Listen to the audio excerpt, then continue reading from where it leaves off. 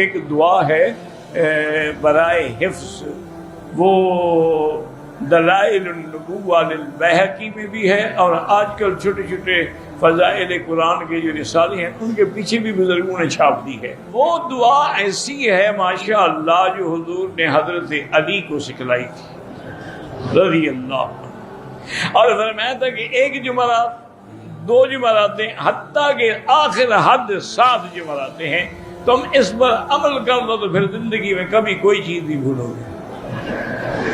حضرت علی فرماتے ہیں کہ میں نے تو صرف 3 راتیں پڑھی، اور اس کے بعد سے لے کر آج تک میں کوئی ایک لفظ بھی نہیں بھولا۔ تو وہ جو لوگ قرآن پڑھ رہے ہیں، حفظ کر رہے ہیں، یاد کر رہے ہیں، یا جو طالب العلم ہیں، حدیثیں پڑھنے والے، دین پڑھنے والے، ان کو چاہیے کہ وہ دعا جو ہے کتاب لے لیں، ایسے تو یاد کرنا مشکل ہو جائے گا۔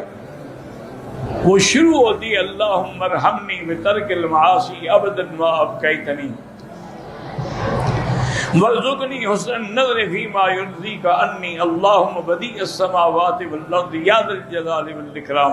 اس سے پہلے 4 رکعت نماز پڑھنی ہے، ہر رکعت میں ایک ایک سورت پڑھنی ہے، پھر یہ دعا مانگنی ہے۔ 1 جمعرات، 2 جمعراتیں، آخری حد 7 جمعراتیں ہیں۔